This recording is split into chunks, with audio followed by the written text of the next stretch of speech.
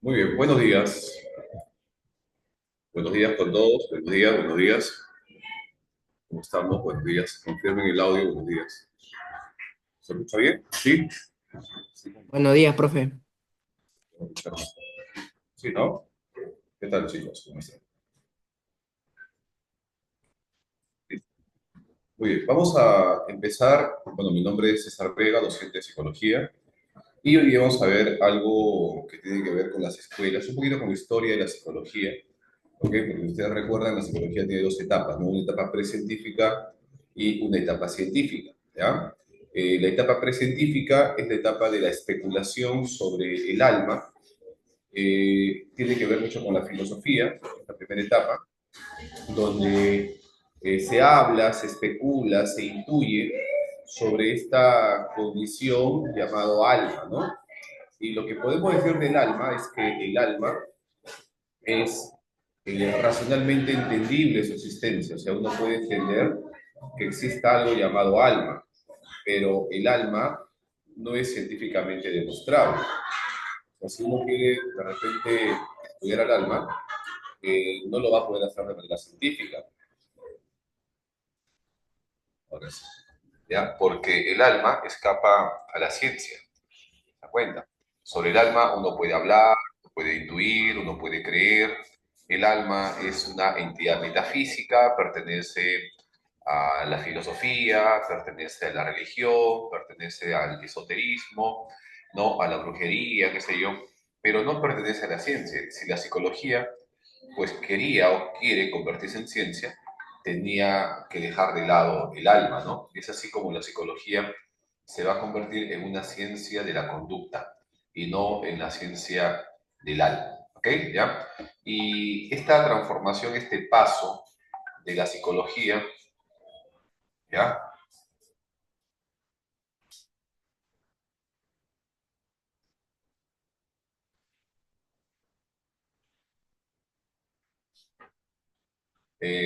Se da en 1879. ¿Ya? Esta transformación de la psicología en una ciencia de laboratorio, en una ciencia experimental, ocurre en Alemania, en Leipzig, con Wilhelm Wundt, quien es el primero que realiza experimentos de carácter científico ligado pues a la psicología. ¿Está bien? Entonces ahí la psicología se transforma, se convierte. Hay un paso ¿no? de la cuestión filosófica ya a la cuestión ya científica experimental. Y ahí el método que se va a usar es la introspección. Y a partir de ahí aparece también la primera escuela. Y a partir de la primera escuela van a comenzar a aparecer una serie de corrientes, sistemas, de vertientes que van a plasmar ideas, que van a plasmar conocimientos, investigación en el estudio del psiquismo humano y también del psiquismo animal. Es así como aparecen las escuelas. Y cuando uno habla de escuelas, habla de 6 escuelas. ¿Y qué es lo que debemos saber de escuelas? Que las escuelas, hoy en día no hay escuelas, ¿no? Eso es lo que hay que saber. Lo que hay son enfoques. Lo que uno tiene, lo que uno conoce son enfoques, pero no hay escuelas, ¿ok? ¿Qué es una escuela? Es como, por ejemplo, tú te especializas en un arte marcial, por ejemplo, karate, ¿no? Tú estudias karate, tú dices que el arte marcial es el karate. De repente una persona se especializa en kung fu, ¿no? Y solamente va a saber kung fu, y va a decir que el arte marcial es el kung fu, ¿ya? ¿Se dan cuenta? De repente otro que estudia, no sé, taekwondo, y va a decir que el arte marcial es el taekwondo, ¿ok? Y así, o sea, y así cada escuela va a dar, ¿no? Por su lado, afirmando que la psicología, en este caso, es el estudio de esto, el estudio de la conducta, de la conciencia, así. Pero también de repente uno puede estudiar Kung Fu y Karate a la vez, ¿sí o no? O de repente puede estudiar Kung Fu, Karate, Aikido, Taekwondo a la vez. Ya, así, entonces va a tener un conocimiento más amplio de varias disciplinas y eso sería los enfoques, ¿no? Esos serían los enfoques. ¿Te dan cuenta lo que es la diferencia entre una escuela y un enfoque? Los enfoques se pueden combinar, son más amplios, ¿sí o no? Son más profundos, explican más, explican mejor. La conducta, las escuelas son más egoístas, más cerradas, ¿no? Explican solamente un aspecto determinado.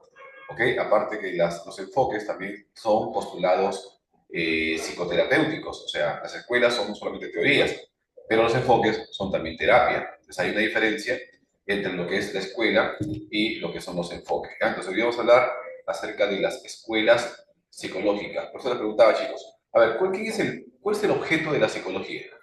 ¿Cuál es el objeto de la psicología? O sea, ¿qué estudia la psicología? ¿Qué estudia la psicología? ¿Cuál es su objeto de estudio?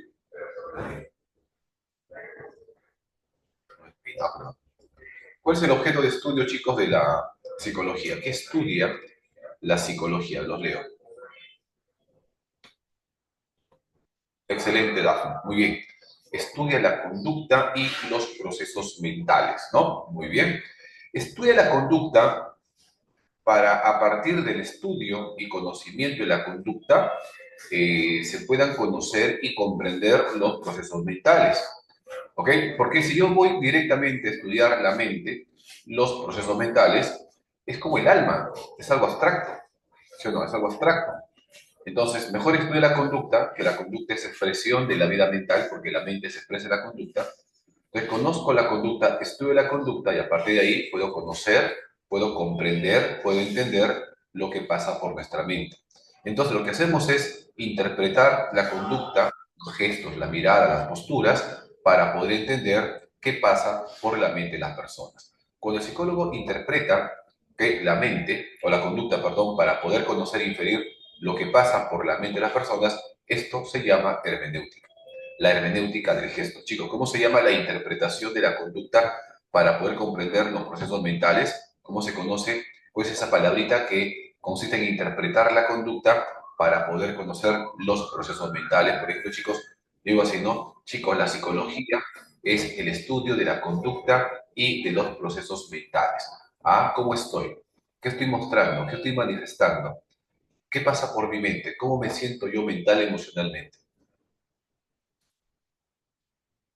¿Qué significa que uno se agarre constantemente así las manos, ¿no? ¿No? ¿Naranja Wando?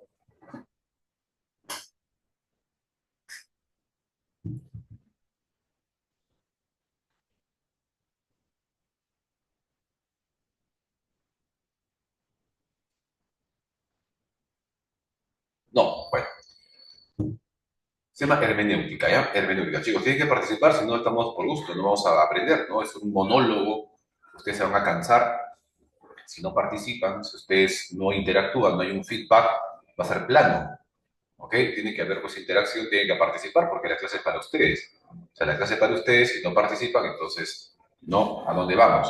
Va a estar plano, no se va a decir muchas cosas, se va a cumplir solamente con la teoría, no se va a profundizar, no se va a ampliar, entonces depende de ustedes, ¿no? El profesor se puede ampliar, puede explicar más, decir mucho más de lo que está simplemente en el PPT, y eso va a depender de ustedes sus preguntas, ¿no? Muy bien, y su participación, obviamente. Ahí tiene que haber un feedback, una retroalimentación. Bueno, entonces, el padre de la psicología es Wilhelm Wundt, que ustedes lo ven ahí.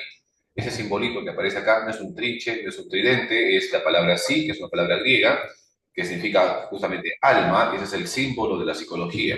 ¿Ok? Y cuando ustedes ven ese simbolito, saben que se trata de psicología. Ahí tenemos ahí algunos representantes de la psicología. El que está arriba es el padre de la psicología, Wilhelm Maximilian Wundt.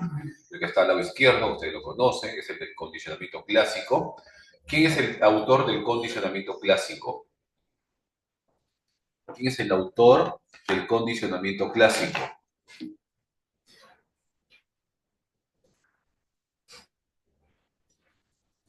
Pavlov, muy bien. El que está frente a Pavlov, ¿ya?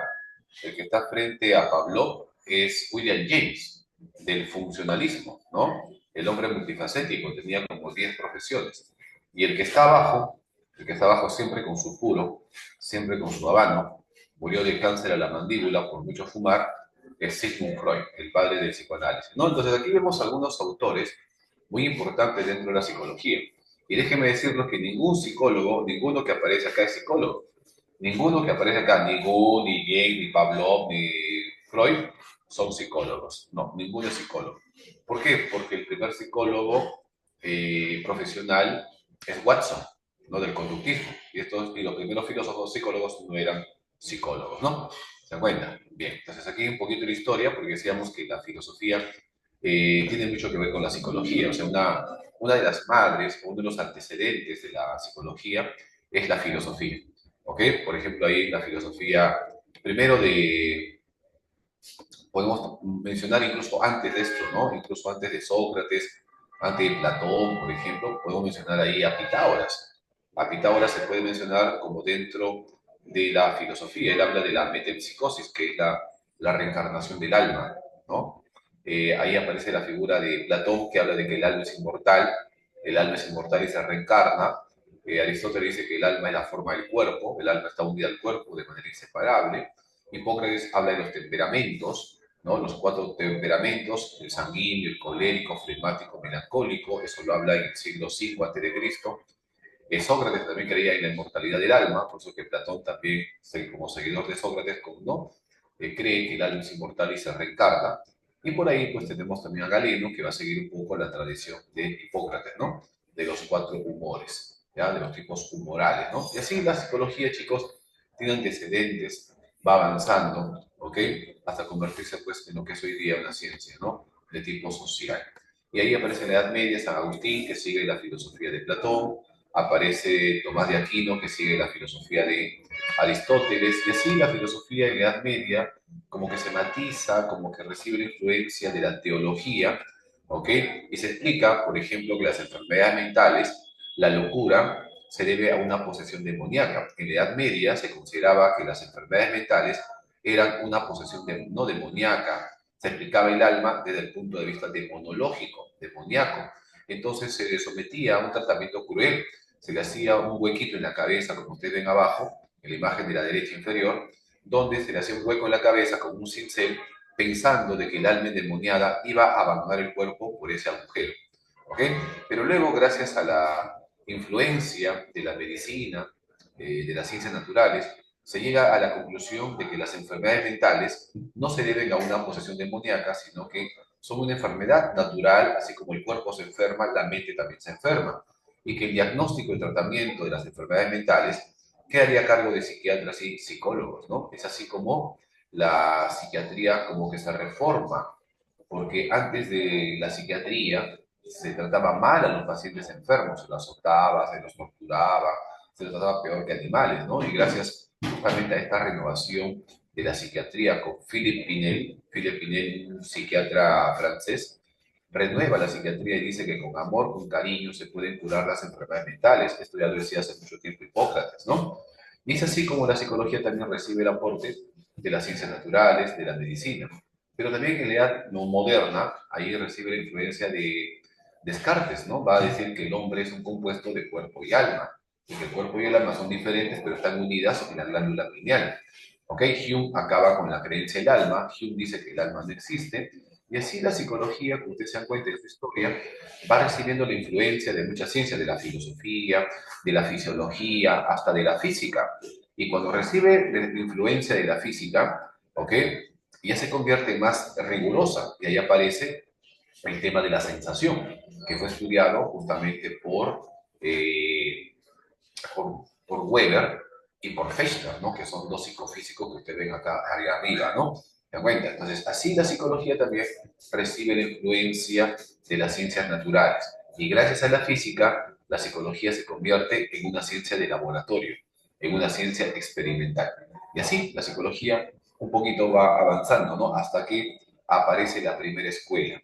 Y esta primera escuela no surgió con el nombre de estructuralismo, sino surgió con el nombre de funcionalismo, perdón, con el nombre de conciencialismo, no estructuralismo, sino con el nombre de conciencialismo. Ese fue el primer nombre que le puso Kuhn. Luego Tishner, el discípulo y el alumno de Kuhn, lo cambiaría de nombre de conciencialismo a estructuralismo y así lo difundiría por Estados Unidos como la nueva ciencia, la psicología, la ciencia que estudia la conciencia. Así aparecen las escuelas y la transformación de la psicología en una ciencia experimental. ¿Ya? Muy bien, chicos. Hay un poquito de historia. ¿Hasta ahí alguna preguntita? ¿Alguna duda?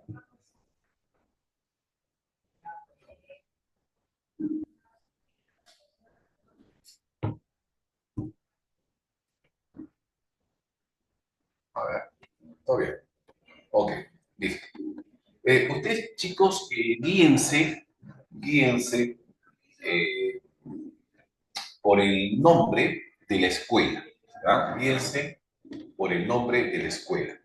Si hablamos, por ejemplo, de estructuralismo, entonces guíense por el nombre de estructura, ¿no? Estructura. ¿Y qué cosa es el estructuralismo?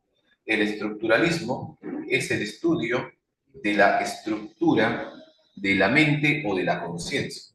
O sea, el estructuralismo quiere conocer cuáles son los elementos de la conciencia, entendiendo por conciencia a tu experiencia inmediata. Profe, ¿cómo es eso de experiencia inmediata? La experiencia inmediata, chicos, es lo que vivimos en este momento. Todo lo que conocemos, experimentamos en este momento, en el aquí y en el ahora, es la conciencia. ¿Qué conoces? ¿Qué piensas? ¿Qué sientes? Ah, toda esa experiencia inmediata, lo de ahora, aquí, en el ahora, en el momento presente, es la conciencia. Y ellos quieren saber de qué está formada la conciencia, qué elementos, qué factores, qué características, qué componentes tiene la conciencia, de qué está hecha la conciencia. Entendiendo por conciencia la experiencia directa, la experiencia inmediata, todo lo que pasa por tu mente en este momento. Y para poder conocer la conciencia, los elementos de la conciencia, la estructura de la mente o la conciencia, ellos utilizan el método de la introspección experimental. La introspección experimental. ¿Qué cosa es la introspección experimental? Es más o menos unos experimentos que lleva a cabo Gunn con aparatos médicos, aparatos físicos. Por ejemplo, ¿ustedes han escuchado los galvanómetros? ¿Qué es un galvanómetro? ¿Han escuchado ese nombre? ¿O han escuchado los cronoscopios? Cronoscopios,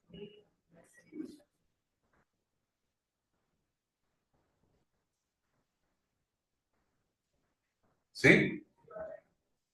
Claro,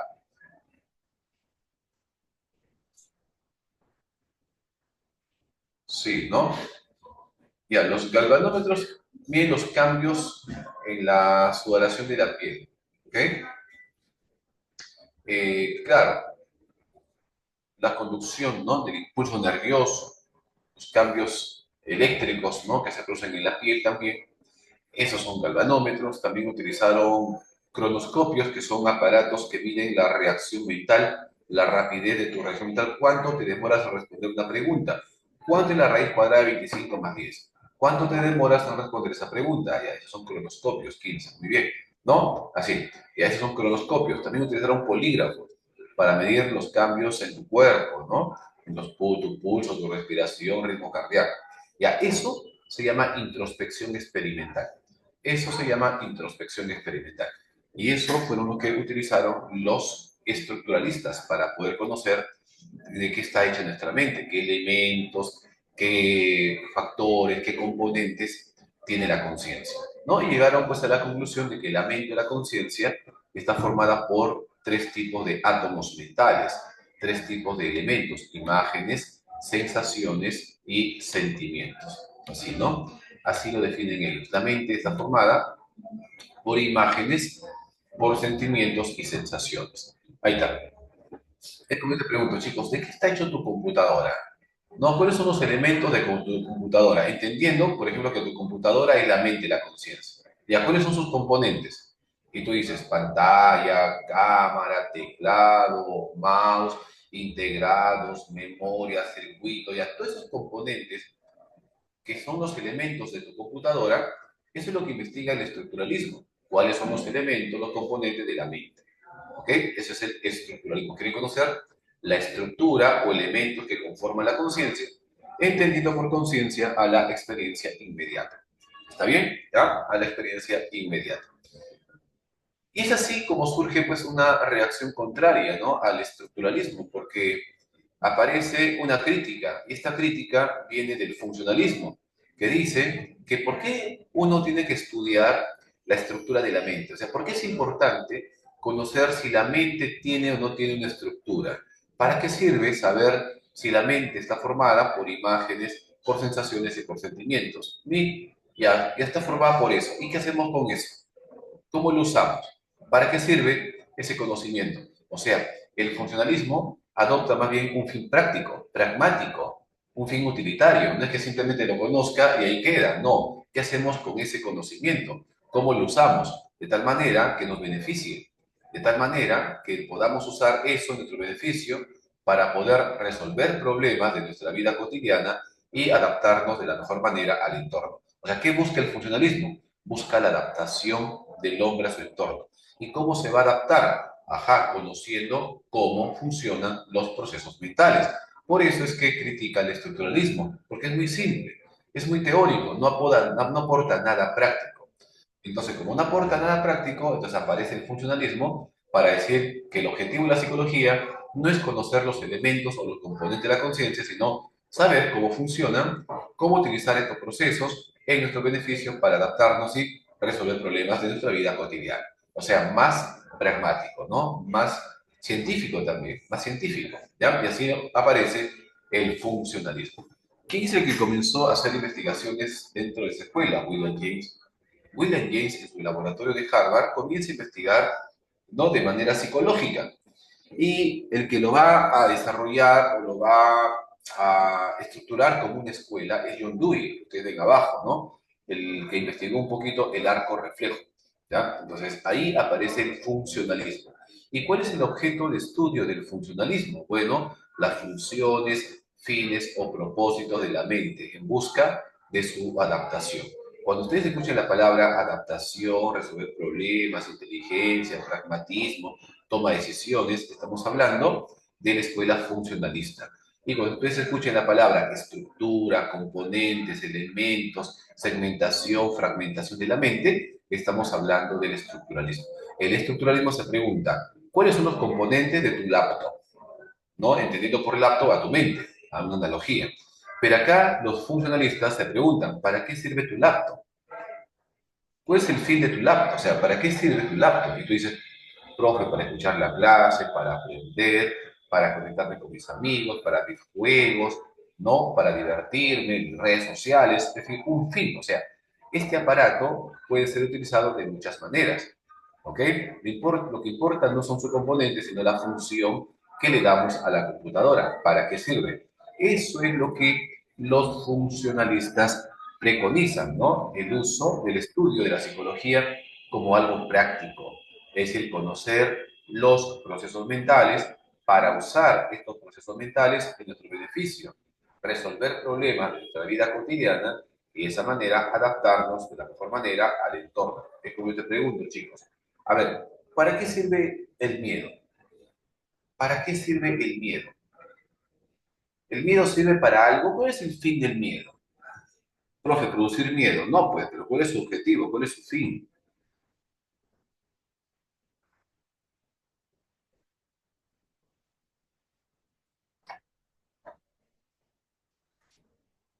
A ver, vamos a ver qué funciona. Protegernos de posibles peligros, huir de la situación, mantener alerta, identificar, responder a peligros, ajá, provocar inestabilidad, bueno, más fuerte que eso, identificar, responder a peligros, medir periodos, ah, ya, muy bien. El miedo, chicos, sirve para escapar de qué, de una situación peligrosa, amenazante, ¿no? Cuando tú ves que tu vida, tu cuerpo, tu integridad se ve amenazada, entonces lo que haces es escapar, sientes miedo para escapar. El miedo tiene una utilidad, tiene un fin, protegernos del peligro, salvar nuestra vida. ¿Sí o no? Claro, ese es el fin. ¿Ya? Ahora, no, el miedo, el miedo. Ahora, ¿cuál es el objetivo, el fin? ¿Cuál es el fin, el objetivo, la finalidad de la ira? O sea, ¿para qué sirve la ira?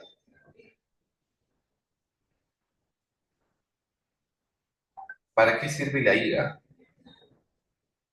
Ira, no ira.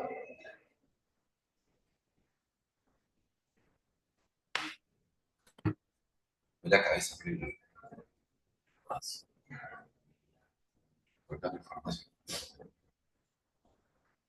No, el objetivo, defensa, claro. Miren, el miedo y la ira se parecen. Ambos sirven para proteger nuestro cuerpo del peligro. Cuando alguien te amenaza, sientes miedo y escapas, o cuando alguien te amenaza, sientes ira y atacas. A ver, permite desarrollar de forma rápida conducta de defensa o ataque ante situaciones desagradables o generadas de la frustración. También, claro, sí, sí, sí, también, bueno, Marcelo. Claro, o sea, cuando alguien te ataca y tú ves amenazada tu integridad, sientes dos cosas. Sientes miedo y el miedo te hace huir, o sientes ira y el miedo te hace atacar para defenderte. ¿Se dan cuenta? Ambos son defensivos. Entonces, si yo sé para qué sirve el miedo, la ira, puedo utilizar esas emociones de la mejor manera. Por ejemplo, chicos, ¿para qué sirve la percepción? ¿Para qué sirve la percepción?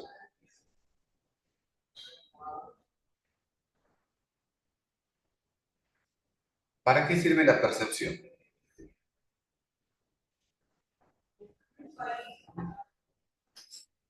¿Ah? ¿Para qué sirve la percepción?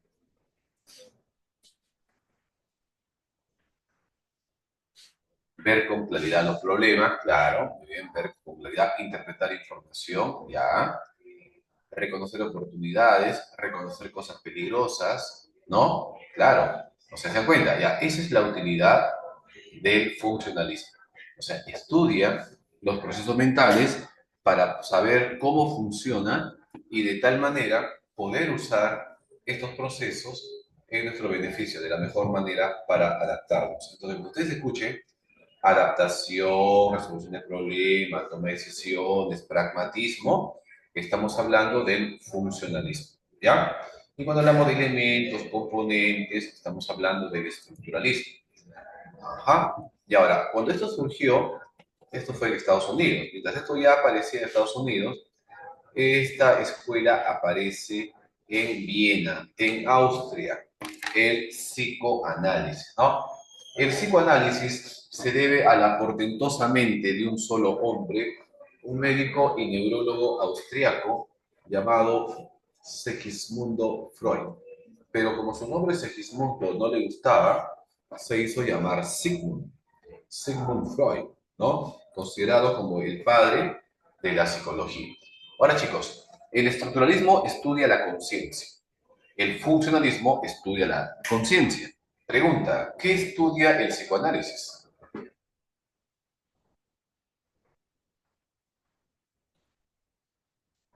Excelente. El inconsciente. El inconsciente. Subconsciente. No, el inconsciente. Estudia el inconsciente. ¿Y qué es el inconsciente? El inconsciente es la parte profunda de la mente, la parte desconocida de la mente humana, ¿ok? Ese es el inconsciente. Y eso lo estudia el psicoanálisis, y él estudia la conciencia. Porque miren, para el estructuralismo y el funcionalismo, la mente o la conciencia era lo mismo. La mente es la conciencia para ellos. Pero en cambio, chicos, para Freud, la mente no es la conciencia.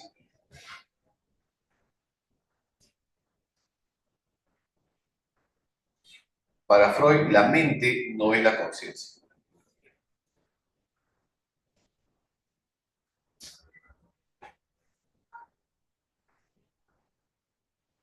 ¿Qué es entonces? La mente, para Freud, no es la conciencia. La conciencia es una parte de la mente. La conciencia es parte de la mente, porque ¿cómo divide Freud a la mente? ¿Cómo divide Freud a la mente? Para Freud la mente tiene tres lugares, tres espacios.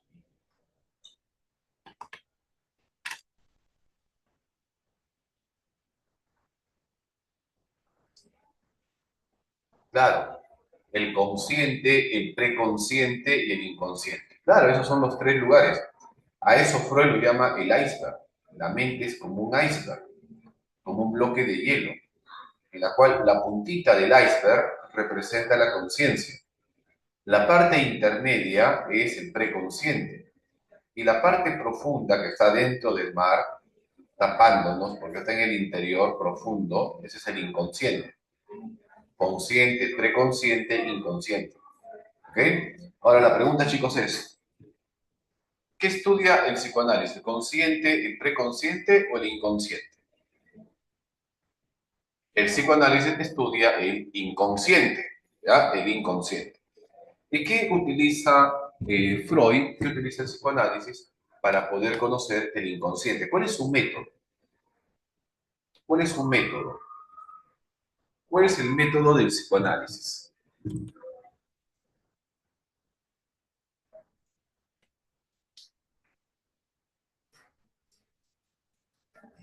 Uh, a ver, la asociación libre de ideas, claro. Bien.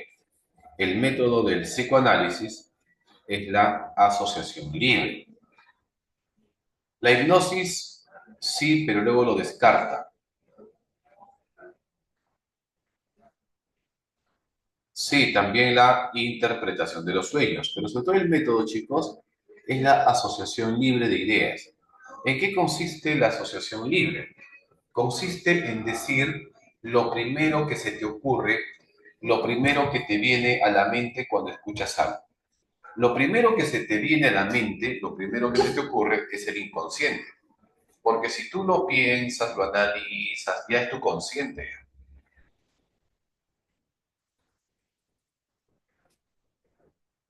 Repito la ventana porque está haciendo calor, ¿ya? Claro, si tú lo piensas, lo analizas, reflexionas, es correcto, es incorrecto, es debido, no es debido decir esto, entonces ya es tu consciente. Pero cuando primero aparece de manera automática algo, por ejemplo, perrito, miedo, mamá, buena, papá, malo, no enamorado, desgraciado. O sea, lo primero que aparece en tu mente, eso es lo que tú verdaderamente sientes, es lo que piensas. Pero si tú lo analizas, tú ya lo piensas, qué decir, ya ese es tu consciente. Ya. Y Freud va justamente a la raíz de todo. Y la raíz de todo, nuestros actos, sentimientos, está en el inconsciente, en el nivel profundo de la mente. Y para poder conocer el inconsciente, analizamos los sueños. ¿Ok? Utilizamos también la asociación libre. También interpretamos los lapsus, las parapraxias, los actos fallidos, los actos sintomáticos. ¿Se dan cuenta? Porque a partir de ahí brota el inconsciente. Es como una señorita le dice a su enamorado como le decía a su ex, pero no lo dice conscientemente, sino lo dice sin darse cuenta. Ya pues gordito, no moleste. ¿Cómo? ¿Qué? ¿Gordito? ¿Por qué me dice gordito? No, perdón, este amor, perdón, me he confundido. Ah, lo que pasa es que gordito le decía a su ex, ¿no? Entonces ahí tiene un lapsus, no la ha superado. Su inconsciente le hace ver que todavía no ha superado a esa persona y por eso le dice a su enamorado, no, al actual, como el ex. Ese es un lapsus. Hola María, ¿cómo estás? Qué gusto de verte. Vamos, te invito a mi cama. Perdón, te invito a mi casa. O sea, ¿por qué yo digo te invito a mi cama cuando quería decir te invito a mi casa? Es porque el inconsciente me traiciona, es lo que yo verdaderamente deseo. Pero no le quería decir, pero mi inconsciente lo desea. Entonces sale lo que mi inconsciente desea. Por eso es que yo digo algo sin querer decirlo. Ese es un lapsus lingüe. O también a veces escribimos cosas que no queremos decir. Tu mente piensa una cosa, pero tu mano escribe otra. Ese es un lapsus calami. También es un error, una manifestación del inconsciente. Y eso es lo que estudia Freud, el inconsciente de naturaleza sexual, porque para Freud toda conducta busca siempre una gratificación sexual. Por eso al psicoanálisis se le conoce como pansexualismo. Ese es Freud, ¿ya? Y Freud dentro de su teoría habla de dos tópicas. La primera tópica donde habla del consciente, preconsciente, inconsciente, y la segunda tópica donde habla de la topografía, perdón, donde habla de la estructura de la personalidad, del yo, del ello y del superyo. ¿Ya? El yo, el ello y el superyo. ¿No? Esa es la estructura de la personalidad según el psicoanálisis. Muy bien, chicos. Hasta acá, por favor, ¿alguna pregunta se entendió? ¿Consciente, inconsciente? ¿Se entendió?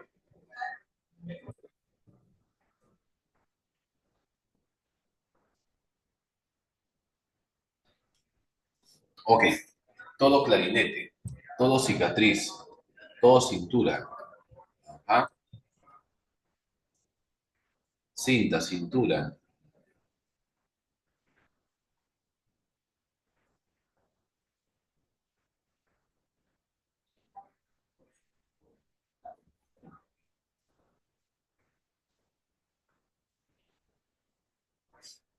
Ajá. Sí, profe, solo tenía una duda. Usted mencionó que el primer psicólogo de historia, ¿quién fue? El primer psicólogo profesional. El primer psicólogo profesional. Ah, Freud.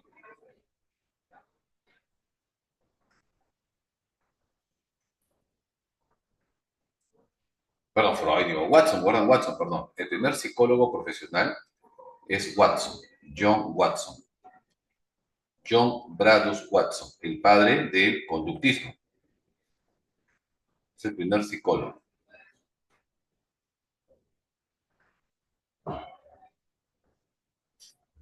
Sí, porque los anteriores eran filósofos, fisiólogos, médicos. Freud era neurólogo.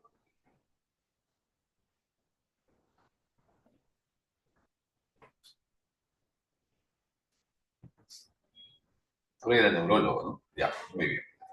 Bueno, ahora aparece otro fisiólogo que tampoco es psicólogo, pero es obviamente muy importante, ¿no? Dentro de la psicología, porque uno de sus aportes es el de los reflejos condicionados, el condicionamiento clásico, ¿ok? El fundador de la reflexología no fue Pablo. Pablo es el máximo exponente, ya el fundador es Vladimir Bechsteret. Él es el fundador del estructuralismo, perdón, de la reflexología. Pero sin embargo, el máximo exponente, el principal responsable, es Iván Petrovich Pavlov, el más conocido. Y Pavlov, pues, y tanto la reflexología, lo que hacen es estudiar ya no la conciencia, ya no el inconsciente, sino estudiar los reflejos. Los reflejos. ¿Ok? ¿Qué estudian? ¿Los reflejos incondicionados o los reflejos condicionados? O los dos. ¿Los reflejos condicionados o incondicionados? ¿Qué estudia la reflexología? Porque reflexología viene de reflejos. Estudia los reflejos incondicionados que se vuelven condicionados. ¿Verdad? Así. O sea, los dos, ¿no? Claro. Los reflejos incondicionados que se vuelven condicionados, o sea, aprendidos. Eso estudia la reflexología de Pablo. ¿Y dónde está esta base biológica? O sea, ¿cuál es el órgano? ¿Cuál es la parte, la estructura que permite que existan estos procesos, estas conductas automáticas, ¿no? Reflejas. Ah, el sistema nervioso. El sistema nervioso. Ah, ya, el sistema nervioso. Y siendo el órgano más importante del sistema nervioso, el cerebro. Por eso es que la reflexología estudia la actividad nerviosa superior, o sea, el sistema nervioso central, porque ahí se encuentra la base biológica de los reflejos y luego de la conducta y finalmente el aprendizaje y de los hábitos. Porque una conducta instintiva incondicionada se convierte en una conducta aprendida. Y esta conducta aprendida con el tiempo, ¿no? Cuando tanto lo realizamos, se convierte en un hábito. Entonces, la formación de hábitos y aprendizajes se encuentra en el sistema nervioso. Hay que conocer cómo funcionan los procesos mentales, ¿no?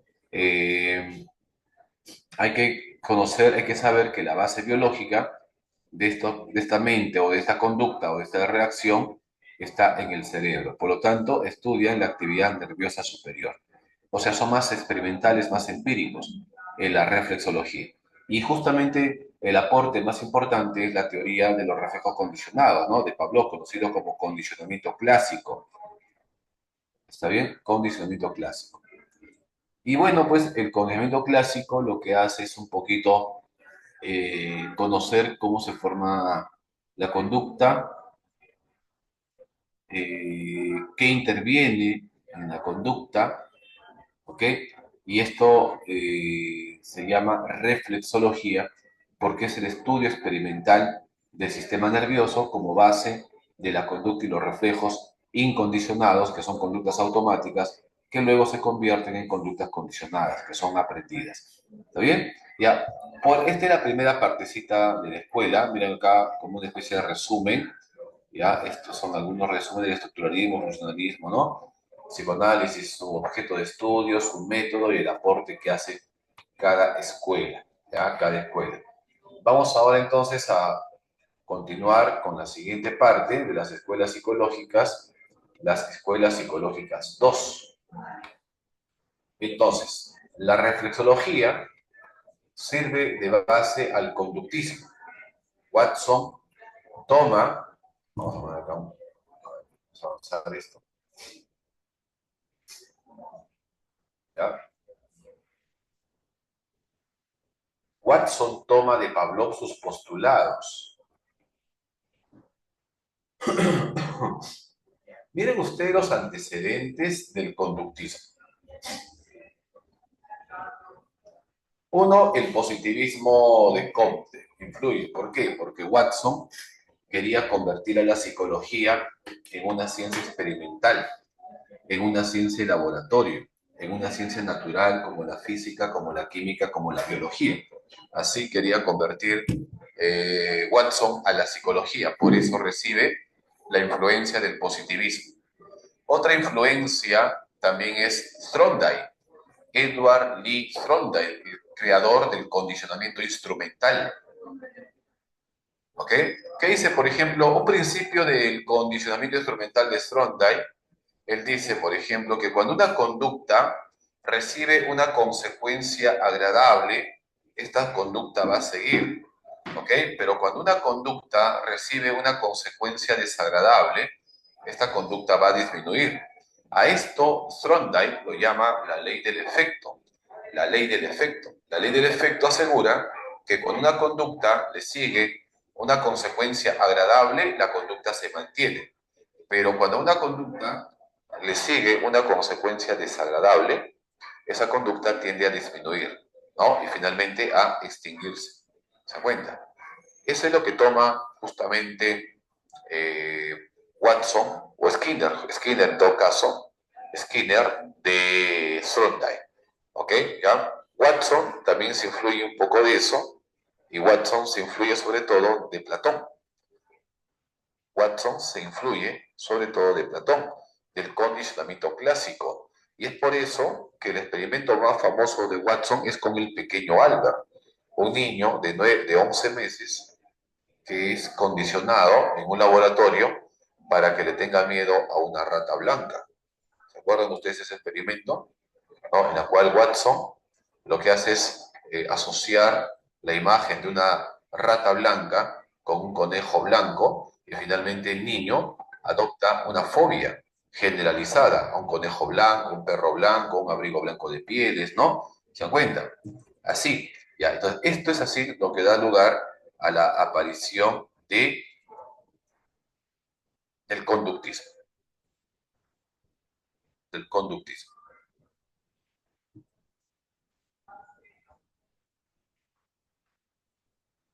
¿Está bien? Ahora, chicos, ¿quién es el padre del conductismo? ¿Quién es el fundador del conductismo?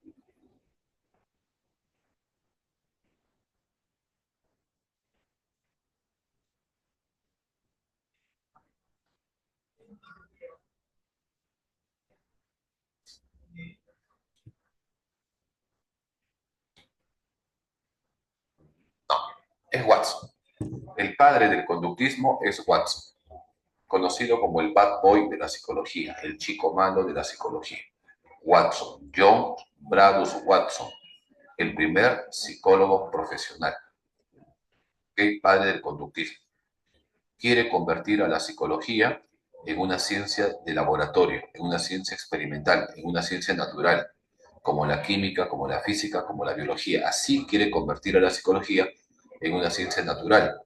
¿Ok? Por eso es que la psicología tiene que ser rigurosa. Tiene que ser rigurosa. Skinner viene después de Watson. ¿Ok? Entonces, la psicología tiene que ser rigurosa.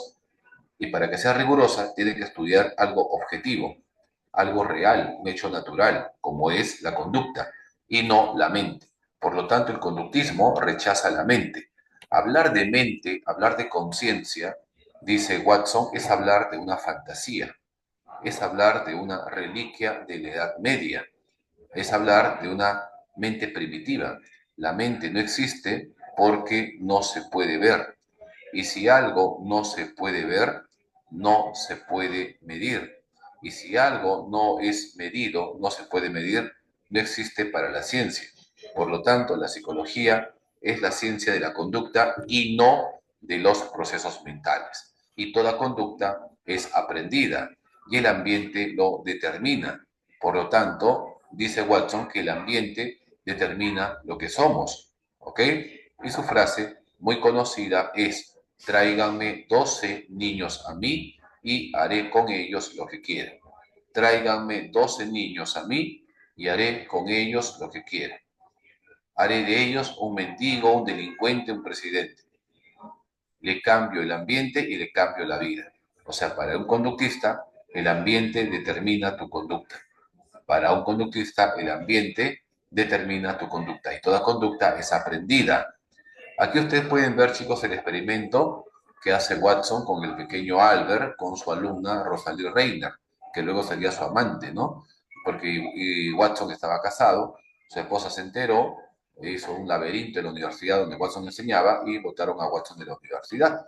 Entonces se dedicó a la publicidad, ¿no? Así fue. Muy bien, entonces aquí vemos el experimento de Watson con el pequeño Albert, un niño de 11 meses que lo condiciona para que tenga miedo a una rata blanca y lo deja traumado. El niño desarrolla una neurosis fóbica que luego Watson quería contracondicionar, pero como la mamá, que era enfermera del hospital donde Watson trabajaba, sale de vacaciones y se lleva a su hijo y se lo lleva todo traumado. Y después de 6 años, se entera Watson de que el niño había muerto por hidrocefalia. Y le echaron la culpa a Watson, ¿no? De que a partir del experimento de Watson con el niño nunca más en su vida volvió a ser el niño que siempre fue. Y es así que se prohibió el estudio ¿no? Con seres humanos, con niños sobre todo. ¿Bien? Entonces el conductismo, chicos, estudia la conducta. Y la conducta es observable, son los actos observables, medibles. Y toda conducta es aprendida. Y la conducta es simplemente una relación entre un estímulo y una respuesta. ¿Ok? El caso más conocido, obviamente, es lo negativo. Lo negativo es lo que más se habla, ¿no? Cuando uno por ahí escucha algo negativo o vas a un restaurante y te tienen mal, es lo que más se difunde, las cosas negativas, más que las cosas positivas. Por eso es que todo el mundo conoce el caso del pequeño Albert, ¿ok? El experimento que hizo Watson con Rosalind Reiner, con un niño de 11 meses llamado Albert, bautizado en la psicología como el pequeño Albert, pero nadie habla del pequeño Peter, un niño de 6 años que es contracondicionado por Watson y por Mary Cooper Jones para que el niño supere su fobia a los conejos blancos. O sea, Watson también utilizó el contracondicionamiento. No solamente utilizó el condicionamiento aversivo para generarle fobia a un niño de 11 meses, sino también utilizó el contracondicionamiento, o sea, que un niño con fobia también pueda superar su fobia. Ese es el caso del pequeño Peter.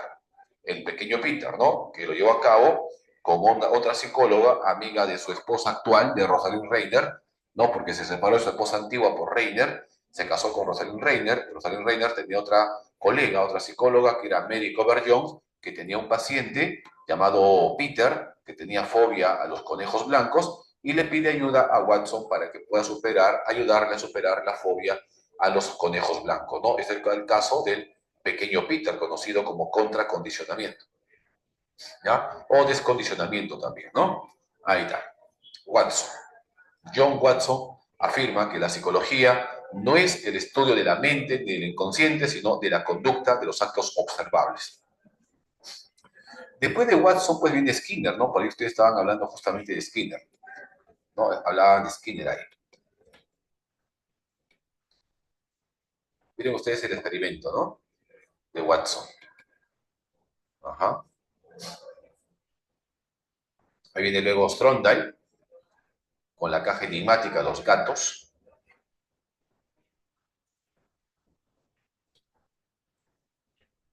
Y están aquí otros conductistas, como por ejemplo el más importante ahí es Burrus Frederick Skinner, ¿sí o no? Del condicionamiento operante. Uno aprende a partir de las consecuencias que recibe la conducta por refuerzo o castigo. Hay que recordar que el conductismo se utilizó en todas las áreas de nuestra vida, en la parte educativa. ¿Cómo influye el conductismo en la parte educativa? Por ejemplo, si un niño hace su tarea, la Miss le pone una estrellita, una carita feliz, lo está reforzando positivamente. Y si el niño no hace la tarea, ¿qué hacen? Le ponen mala nota, o lo castigan sin recreo, o le ponen una oreja de burro y que se quede mirando la esquina de la pared. ¿Sí o no? Chicos, cuando la Miss antes nos castigaba con golpes o poniéndonos una oreja de burro mirando a la pared, ¿qué están aplicando ahí? Conductismo. Y según Skinner, que la Miss te deje en el recreo o te deje mirando la pared durante las horas de clase, ¿eso qué es? ¿Un refuerzo o castigo?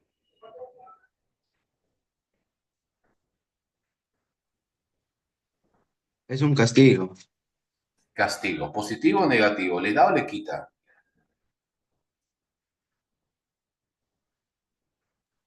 Le, le quita. ¿Le está quitando o le está dando? Le está poniendo oreja de burro y que mire, ¿no? A la pared. Le está dando algo desagradable. Es un castigo positivo.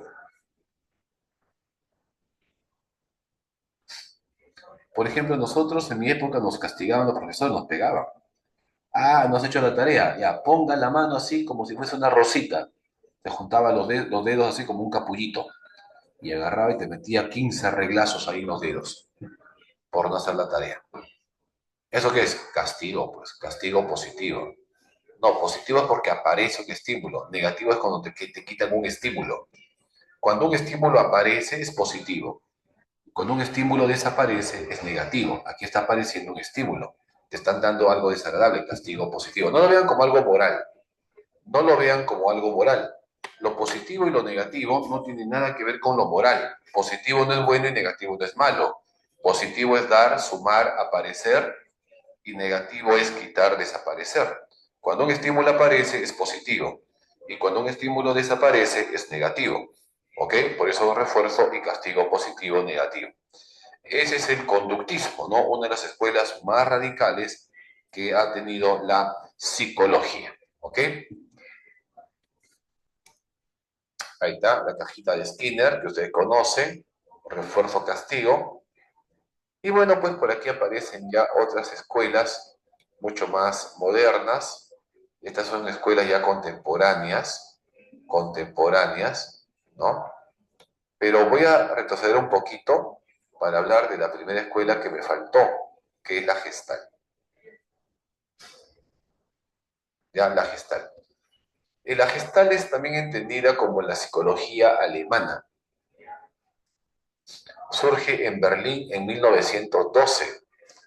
También estudia la mente o la conciencia, pero no estudia la mente o la conciencia en sus elementos como lo quería hacer el estructuralismo, sino estudia la mente, ya, la conciencia, como un todo, como una totalidad, como una configuración.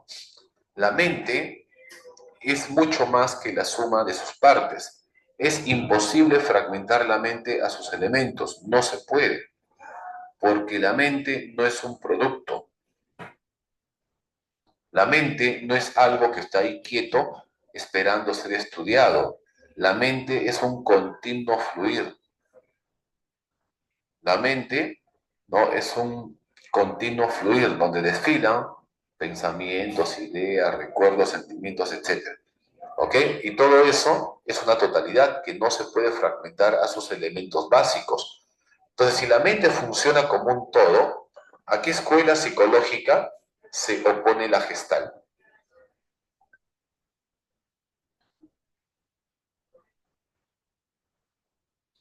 ¿Ya? A ver, vamos a ver.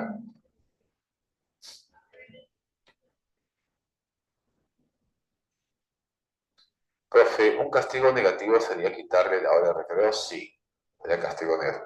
Muy bien. La gestal se opone al estructuralismo, ¿no? La gestal se opone al estructuralismo. Muy bien. La gestal se opone al estructuralismo. ¿Por qué? Porque el estructuralismo quiere fragmentar la mente a sus elementos básicos. ¿Ok?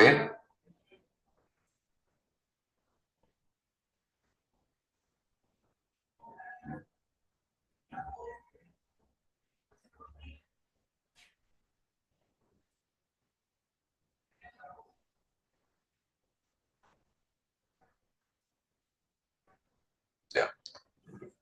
¿Está bien? La Gestalt va a estudiar la mente, la conciencia, pero como un todo. Pero sobre todo se centra en el estudio de la percepción, de la percepción. Y la Gestalt lo que hace es sistematizar toda una serie de principios perceptuales. Ley de figura y fondo, la ley de totalidad, la pregnancia, el cierre, ¿no? La proximidad, etcétera, que es como la mente funciona, percibiendo objetos totales, integrados y no elementos aislados. ¿Está bien? Ahí vemos algunos experimentos de la Gestalt sobre el fenómeno phi, que son movimientos aparentes, ¿ok? ¿No?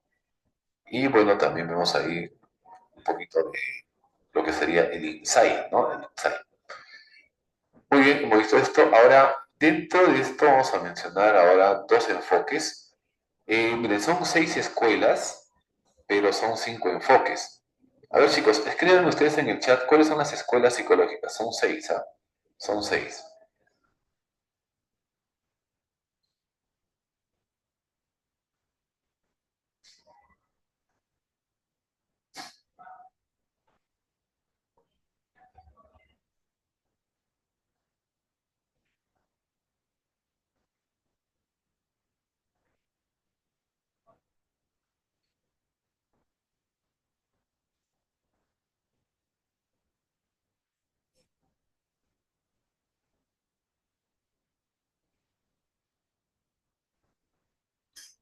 A ver, en el chat, chicos, escriban cuáles son las escuelas psicológicas, por favor. ¿Cuáles son las escuelas psicológicas?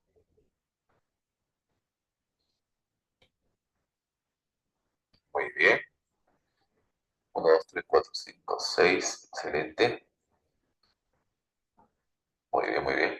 ¿Y cuáles serían los enfoques? Muy bien, ok, excelente. Eso es, así es, así es. ¿Y cuáles son los enfoques? Los enfoques son 5, ¿ya? Ya. Psicodinámica sería enfoque psicodinámico. Muy bien. No, ahora los enfoques.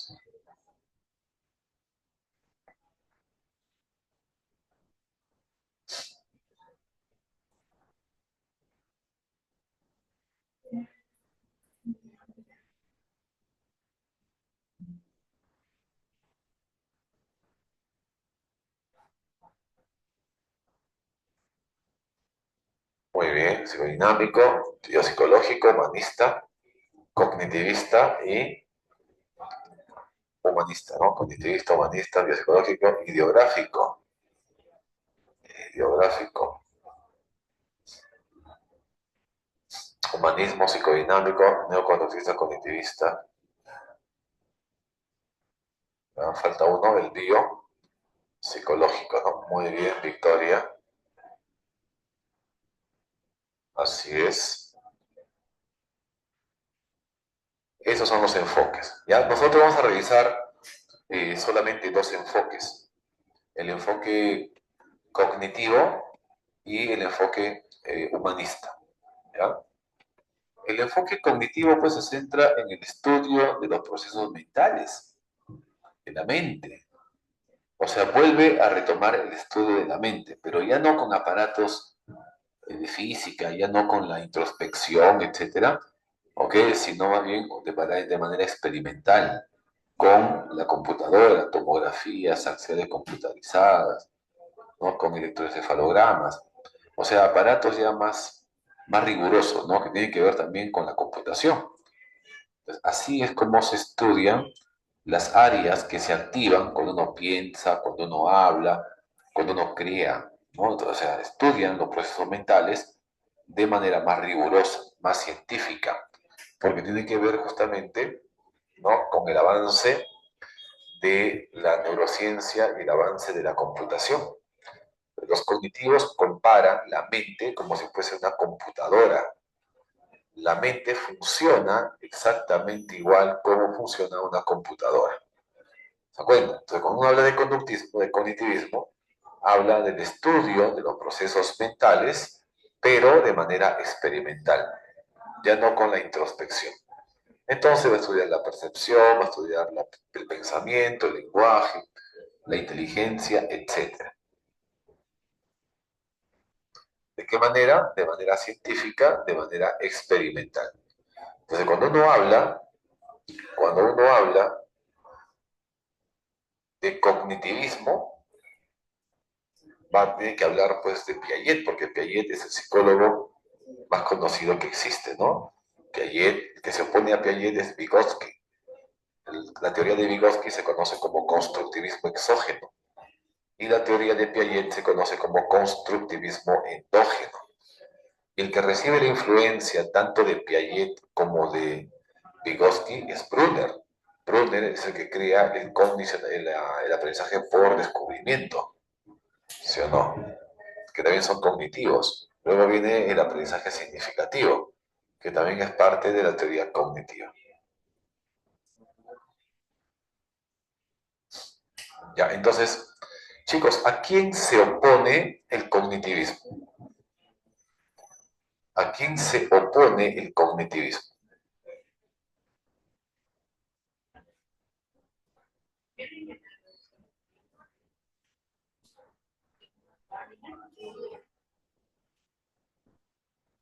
Al conductismo.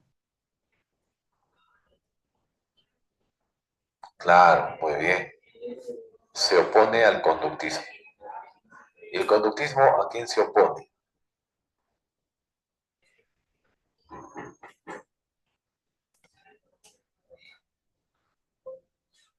El conductismo se opone a toda psicología mentalista, a todo mentalismo, al estructuralismo, al funcionalismo, al psicoanálisis, pero sobre todo se ensaña con el psicoanálisis. Lo que más critica el conductismo es al psicoanálisis. ¿Ok? ¿Y qué plantea el conductismo? Que la psicología es la ciencia de la conducta. Pero luego el cognitivismo se opone, o sea, comienza a estudiar de manera científica, experimental, los procesos mentales. Entonces el cognitivismo es una reacción frente al conductismo. Esa rivalidad que había entre conductismo y cognitivismo ya no existe hoy en día. Hoy en día la psicología es más holística, ¿no? Más empática, más comprensiva. ¿Ya? Así. Muy bien, entonces esto es el cognitivismo que estudia los procesos mentales de manera experimental, de manera científica. Y por aquí aparece el humanismo, la psicología humanista. ¿De quién recibe la influencia la psicología humanista? De la filosofía existencial.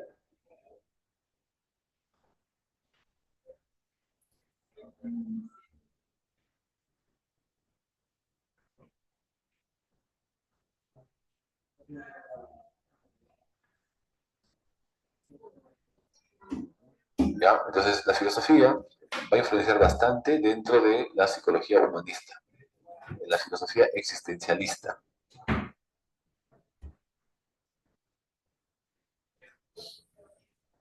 Entonces, el existencialismo influye en el humanismo. El humanismo ya no se centra en la mente, en la conducta, en el inconsciente, ¿no? Ahora, el humanismo, ¿en quién se centra?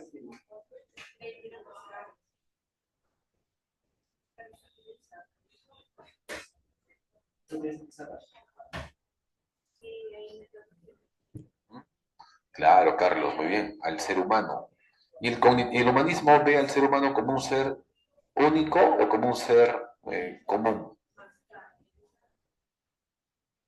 Como un ser único, ¿no? Claro, el humanismo ve al ser humano, al hombre, como un ser único. ¿Qué busca el humanismo? ¿Busca el bien o el mal del hombre? Busca el bien. Quiere mm, ayudar, ¿no? A alcanzar la felicidad. Busca que el hombre se realice. Claro, que utilice todo su potencial, ¿no? Claro, la autorrealización.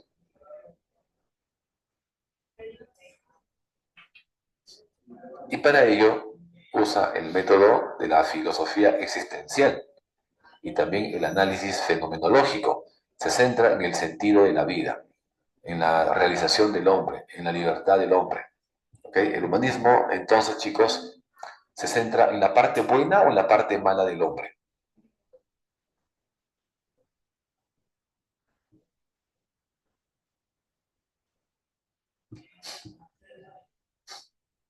Claro, en la parte buena, ¿sí o no? ¿Por qué? Porque la psicología anterior Se ha centrado en la parte mala, en los síntomas, en la enfermedad, en los problemas. Por ejemplo, el psicoanálisis se ha centrado en la parte negativa del hombre, en sus problemas, enfermedades, ¿no? Por lo que el humanismo dice, hay que rescatar al hombre, hay que rescatar al hombre. Hay que centrarnos en la parte buena del hombre, de tal manera que el hombre encuentre el sentido de su vida, su realización, su propósito. Eso es, ¿ya? Entonces el humanismo quiere rescatar vidas humanas, quiere mejorar la vida del hombre. Eso sería, ¿ya? Las escuelas. Muy bien. Ahora, a partir de lo que hemos visto, chicos, pregunten, por favor, pregunten todo lo que quieran, para pasar luego a las preguntas que tenemos en el material. ¿Ya? A ver, sección de preguntas. Cualquier tipo de pregunta que ustedes tengan.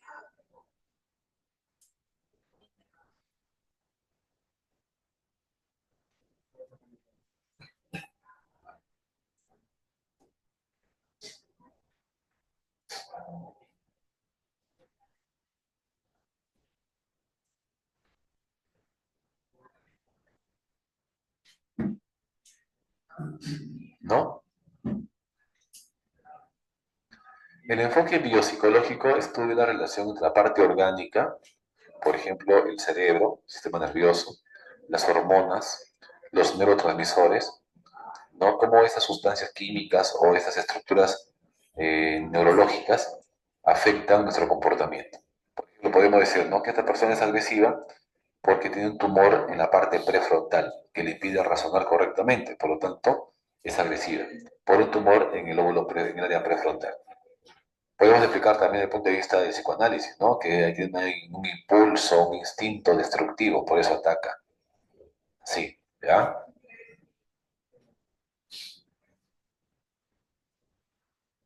¿Por qué le llama padre de la psicología sin ser psicólogo? Ah, porque fue el que desarrolló la nueva ciencia llamada psicología.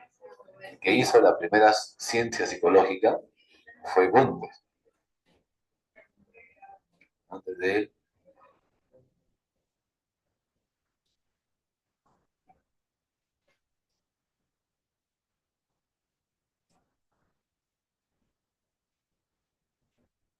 Hipócrates y Galeno tienen la misma teoría. Ah, Galeno sigue la teoría de Hipócrates. Ambos son médicos, Hipócrates médico griego y Galeno médico romano. Hipócrates identifica la relación entre los humores y el temperamento.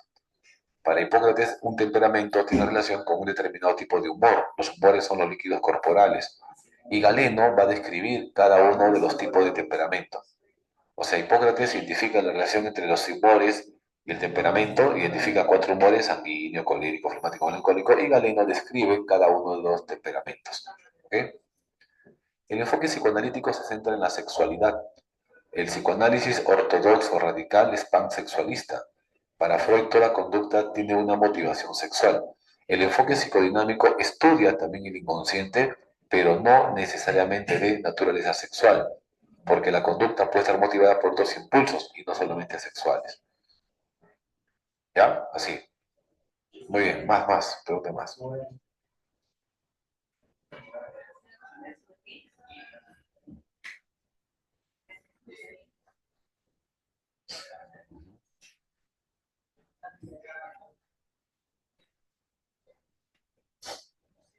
Bien. Vamos entonces, si no hay preguntitas, a ver. El psicodinámico es el estudio del inconsciente, pero que pone énfasis en la parte social, ya no en la parte sexual como Freud, porque el psicoanálisis es un pansexualismo. La escuela de psicodinámica estudia el inconsciente, pero desde el punto de vista social, ya no desde el punto de vista sexual. Ese es psicodinámico.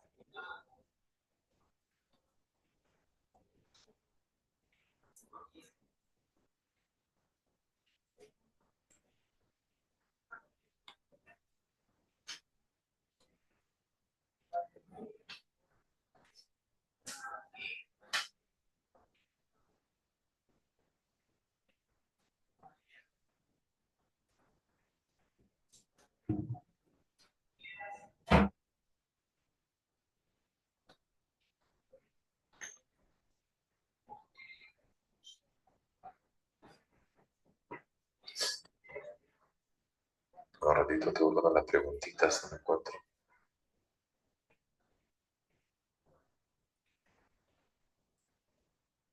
Se arregla.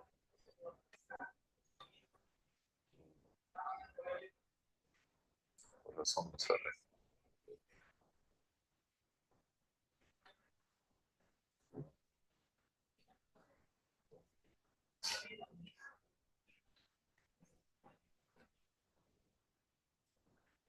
Ahora sí.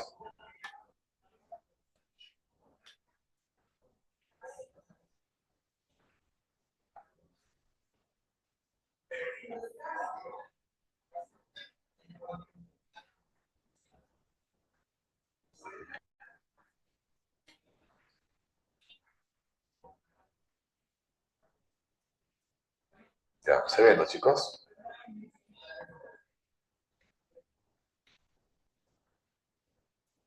¿Se ven las preguntas, no, chicos? Confirme.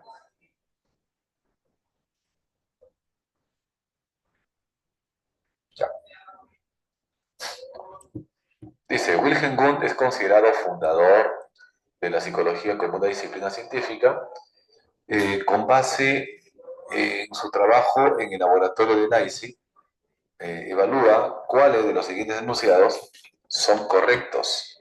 ¿Ya? Evalúe cuál de los siguientes enunciados, de acuerdo al estructuralismo, ¿ya? Es correcto. ¿Qué dice? En el laboratorio de Leipzig fundó Gunn utilizó la introspección como método principal para estudiar la mente humana, verdadero, ¿no? La U de verdadero. Dos, el enfoque de Gunn se orienta a analizar las estructuras básicas de la mente, como las imágenes, sensaciones, sentimientos, también verdadero. Tres, el laboratorio de Leipzig fue establecido en 1900, no, en 1879, y marcó el inicio del conductismo, no, del estructuralismo, ¿no? Falso. Cuatro, la contribución de Gunn, la contribución de Gunn ayudó a consolidar a la psicología como una ciencia experimental separada de la filosofía. ¿Verdadero? Claro, verdadero, ¿no? Sí, verdadero. Dos, el estructuralismo, liderado por Wilhelm Wundt y Tishner. Tishner es el fundador, ¿ya? Edward Bradford Tishner es el fundador del estructuralismo. Buscó analizar la estructura de la mente humana, sí. ¿Cuál de los siguientes principios fundamentales describe con mayor precisión el enfoque estructuralista en psicología?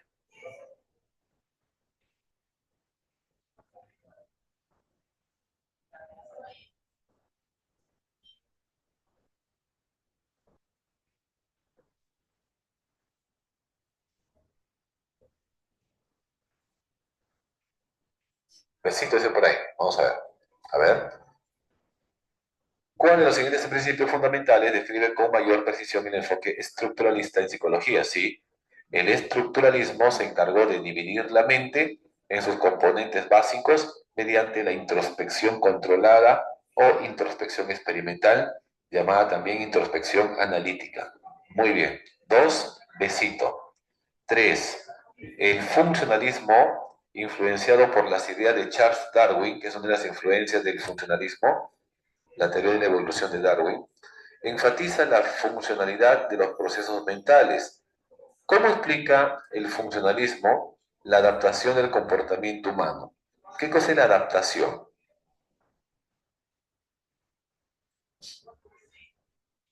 Ajá,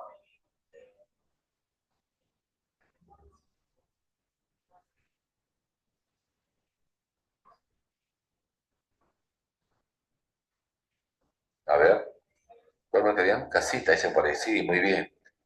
Identificando cómo los procesos mentales ayudan a resolver problemas de nuestro entorno. Cuando tú escuches pragmatismo, solución de problemas, toma de decisiones, hablamos del funcionalismo, ¿ya? Muy bien, entonces las tres, casita. Cuatro, también funcionalismo cuatro.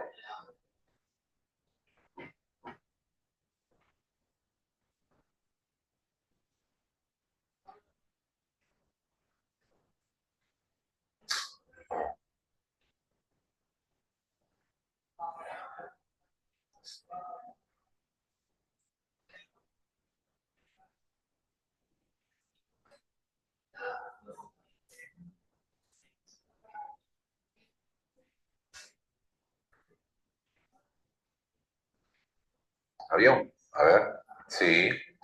Durante una clase de psicología se menciona que el funcionalismo, en contraste con otras escuelas psicológicas, se centró en cómo los procesos mentales ayudan a los individuos a adaptarse a su entorno. Eso decimos, ¿no? El profesor destacó la importancia de este enfoque para comprender la relación entre mente y conducta.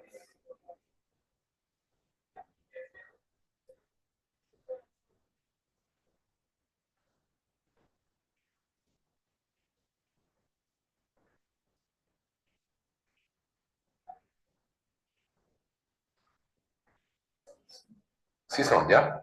Los procesos mentales adaptativos, ¿no? Es el objetivo justamente del funcionalismo, la adaptación del hombre a su entorno. Excelente. 5. En una clase sobre las teorías psicológicas se explica que Iván Pavlov, conocido por sus experimentos con perros, fue pionero en el estudio de los reflejos condicionados, un principio fundamental para entender la relación entre estímulos y respuestas aprendidas. Este enfoque se convirtió en una base importante para la psicología reflexológica. Con respecto a lo mencionado, o sea, a la reflexología, ¿no? Es conocido, complete la siguiente oración. Pavlov es conocido por desarrollar la teoría de los reflejos condicionados, ¿no? La cual explica cómo los estímulos pueden generar, hay que bajar un poquito, cómo los estímulos pueden generar respuestas aprendidas a través del condicionamiento, ¿no? Claro, muy bien. 5, besos, ¿no? Los reflejos condicionados.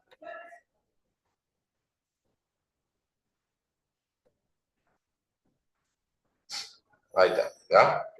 La pregunta 6 también habla, ¿no?, del conductismo. La pregunta 6 también habla del conductismo.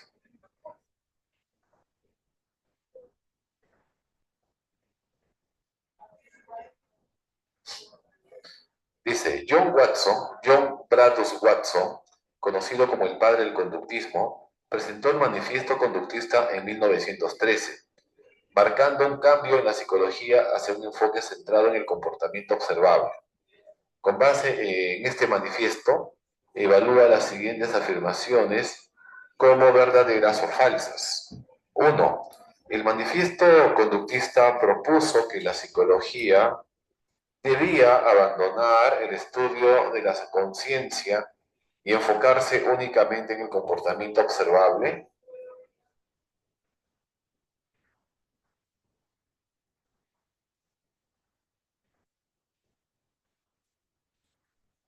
A ver,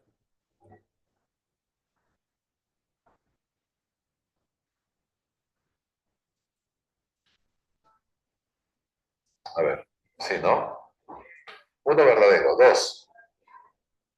Watson sostenía que los procesos mentales inconscientes eran esenciales para comprender la conducta humana. Falso, no, recontra falso, no cree en lo mental.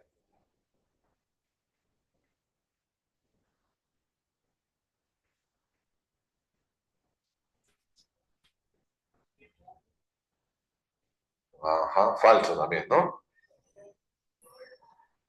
Y 4 dice, el conductismo de Watson subrayó la importancia del ambiente como factor determinante del comportamiento, sí, verdadero, ¿no? Para los conductistas el ambiente determina, ya sabemos que el ambiente influye, pero para ellos el ambiente determina.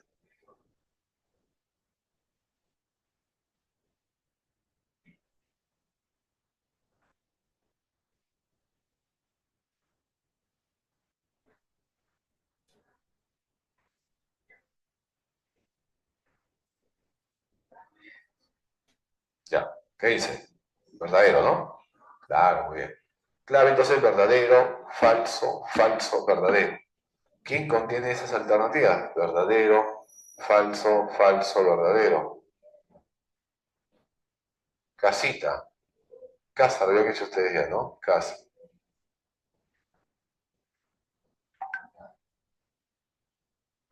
Muy bien. Pregunta 7. 7.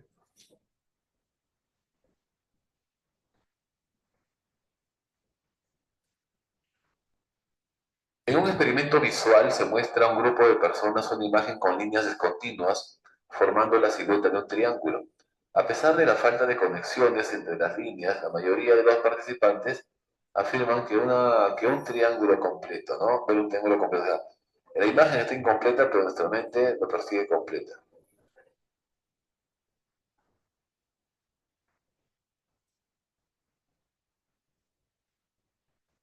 A ver, si no. Verdadero, claro. O no. A ver. No, no, no, no, no, eso sería.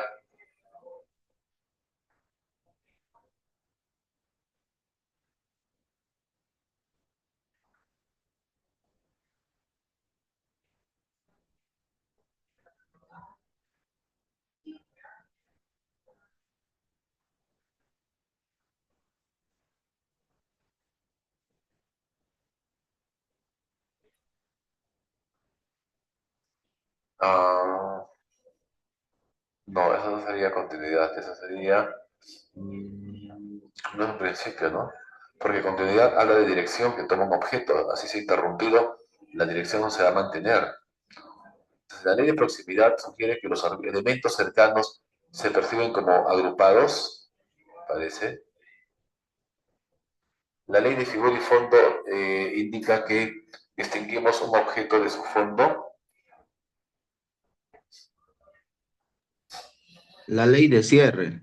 La ley de cierre. Ah, claro, sí, muy bien. La ley de cierre o de completamiento o de clausura explica cómo el cerebro completa figuras incompletas. Sí, claro.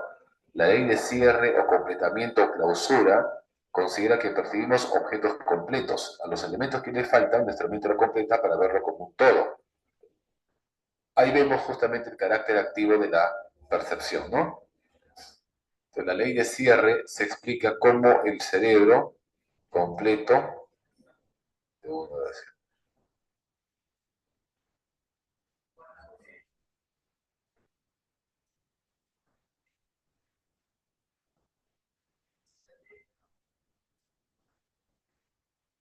ya, clave, dedito, ¿no? Claro, muy bien. 8A, 8A, 8A,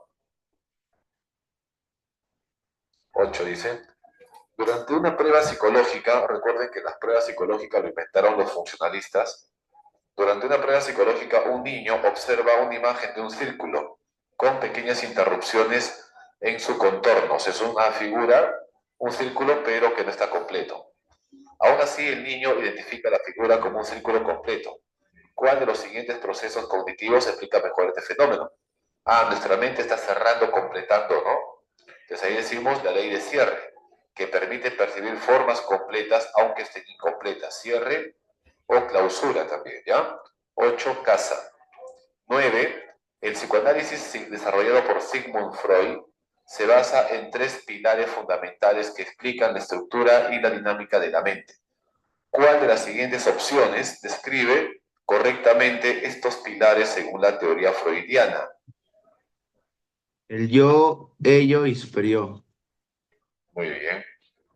El ello, la parte instintiva, el yo, la parte que lidia con la realidad, y el super yo, la parte moral, ¿no? Por eso Freud dice que en nuestra mente existe una lucha intrapsíquica entre lo que yo quiero y lo que yo debo, y también la presión externa de la realidad. Por un lado, el yo es presionado por los instintos, por las necesidades, por los deseos que vienen, que brotan del ello. Por otro lado, la sociedad, el grupo en la cual tú interactúas, tiene sus reglas, tiene sus normas que tienes que obedecer. Y por otro lado, el super yo te presiona, ¿no? Para que tú actúes de manera correcta, de manera ética, de manera no, virtual, o sea, de manera virtuosa, no virtual, sino virtuosa, ¿no? De manera ejemplar. Entonces, que se encarga de quedar bien con las necesidades, deseos del ello y con la presión moral de super yo y con las reglas sociales es el yo, es la instancia mediadora que lidia, que negocia, que complace al ello, al yo y también a la realidad. ¿Qué dice la pregunta? Esta es la pregunta número 9. Vamos a subir un poquito la pregunta número 9. El psicoanálisis desarrollado por Freud se basa en tres pilares fundamentales que explican la estructura y dinámica de la mente, ¿no? ¿Cuál de las siguientes opciones describe correctamente estos pilares? El ello, yo, super yo. Muy bien. Anita, la huerfanita. 10. ¿Cuál marcarían en la 10?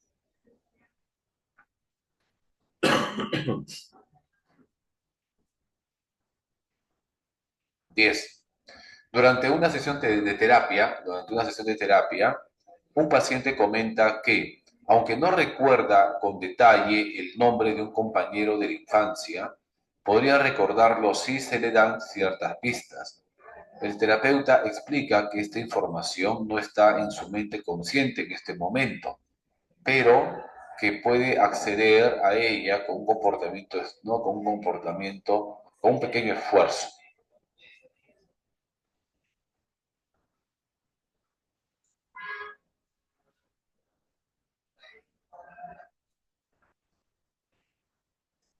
¿Ya? El terapeuta explica que esta información no está en su mente consciente en este momento, pero que puede acceder a ella con un pequeño esfuerzo. Entonces, el nivel de la mente, según la teoría psicoanalítica de Freud, en mención es,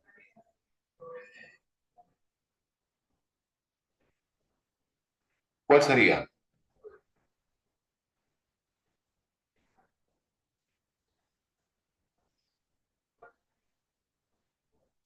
El preconsciente. En el preconsciente están todos los recuerdos que has vivido pero que has olvidado. Los recuerdos se desconectan en la parte preconsciente, pero no desaparecen porque siguen ahí.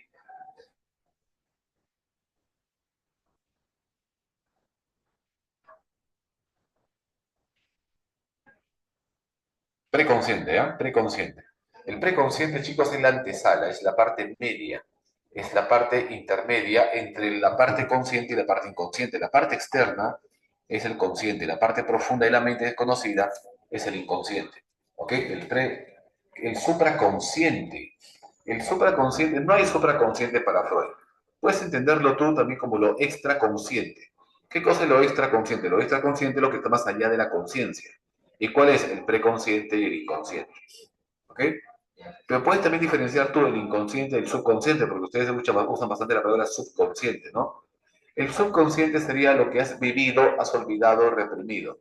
Y el inconsciente son tus instintos, tus deseos, necesidades.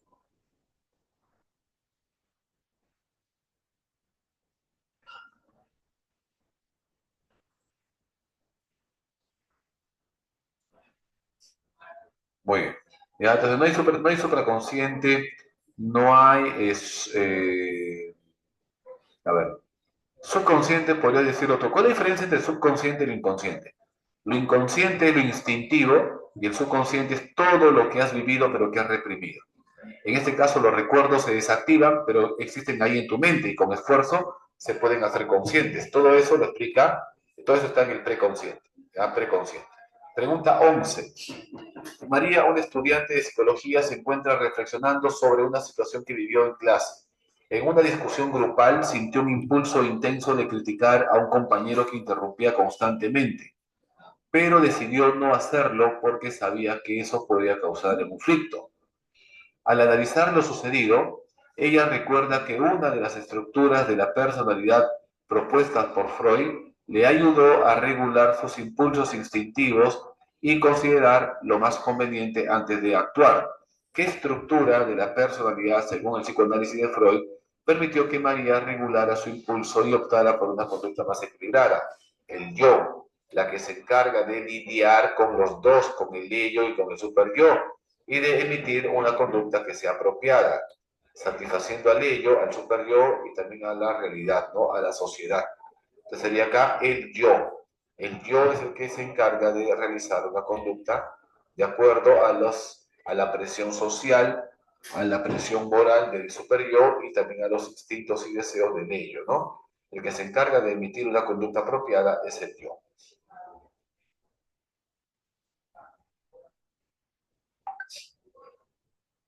Pregunta 12.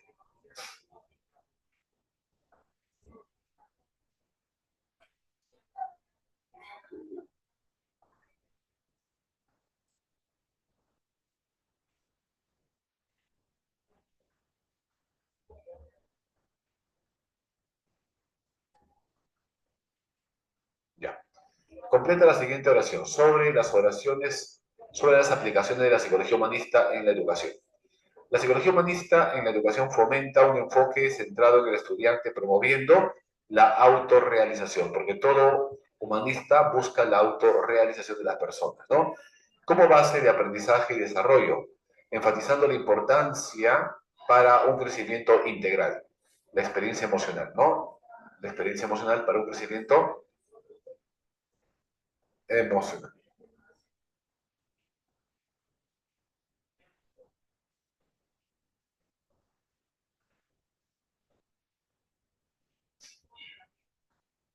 Ahí está. Sí, sería entonces casita, ¿no? Claro, la autorrealización y la experiencia emocional. 13 también tiene que ver.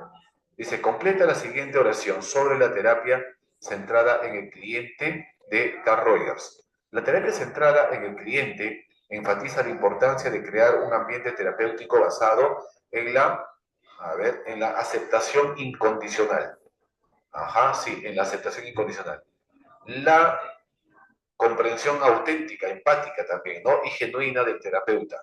El terapeuta debe aceptar al psicólogo de manera auténtica, de manera genuina, de manera empática, crear un ambiente agradable.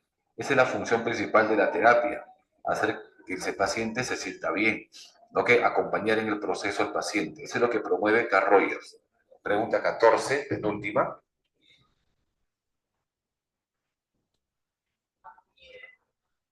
En una sesión sobre teorías motivacionales, el profesor expone la teoría de la autorrealización de Abraham Maslow, que postula que las personas buscan satisfacer una jerarquía de necesidades antes de alcanzar su máximo potencial.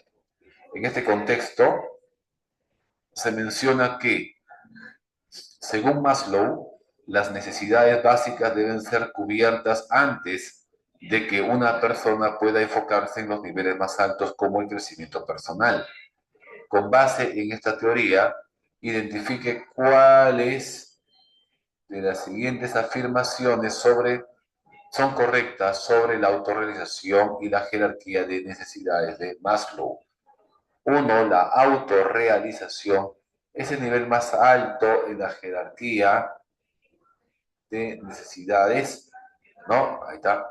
La autorrealización es el nivel más alto en la jerarquía de necesidades donde el individuo busca desarrollar su potencial humano. Sí, la uno es verdadero, ¿ya? Uno verdadero. Dos, las necesidades de seguridad deben satisfacerse antes de que el individuo pueda centrarse en las necesidades de afiliación y amor. Sí, la seguridad es antes que la afiliación. Verdadero. 3. Una persona no puede alcanzar la autorrealización si no ha satisfecho completamente todas las necesidades inferiores de la jerarquía. No, totalmente no. No es necesario que uno satisfaga completamente las necesidades. No, basta que lo hagamos en algún porcentaje, en alguna medida, para que podamos satisfacerla de mayor nivel. Entonces, no es necesario haber satisfecho completamente todas las demás. No, completamente no, en alguna medida. Sería 1, 2 y 4. Entonces, la A sería, ¿no? La A sería la clave. Y la 15, chicos, ¿qué marcarían ustedes en la 15?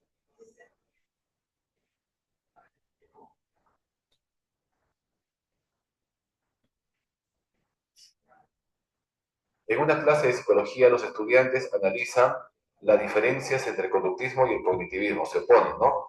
El profesor explica que mientras el conductismo se centra en el estudio de los comportamientos observables, el cognitivismo pone énfasis en los procesos mentales internos que median entre estímulos y respuestas. Es verdad.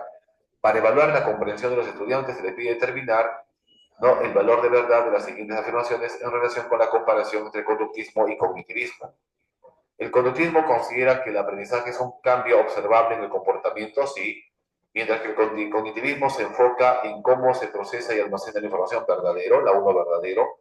Dos, tanto el conductismo como el cognitivismo consideran irrelevantes los procesos internos, o sea, mentales, no. El conductismo sí, el cognitivismo no. Entonces, dos, falso. Tres, el cognitivismo postula que los individuos son agentes activos en el procesamiento de la información. Verdadero, mientras que el conductismo ve los reactivos No a estímulo, claro, porque el paraconductismo del hombre es un ser que responde a estímulos, estímulo-respuesta, ¿no? Verdadero. 3, 4.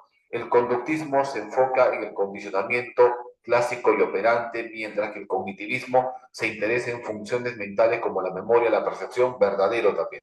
Verdadero. De clave, verdadero, falso, verdadero, verdadero. Clave, avión. Clave, avión. ¿Ya? Muy bien, chicos. Listo. Vamos a tener acá un stop. Antes de terminar, ¿alguna pregunta, alguna duda?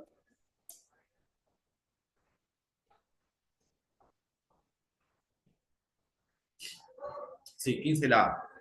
Todo claro. Ok. Listo. Listo, chicos. Pues cuídense, nos vamos a quedar ahí. Dicen que el tiempo ya terminó. Tienen otro curso, creo, ¿no? Yo también. Tenemos que ir a otro salón. Ok. Esta es la primera semana, chicos. Se llama Escuela Psicológica. La segunda seguimos, pues, con otro tema muy interesante. ¿Ya? Cuídense bastante. Nos vamos a quedar ahí. Cuídense. Un abrazo. Nos vemos ya la próxima semanita. Listo. Cuídense. Gracias. Hasta luego. Chau, chau.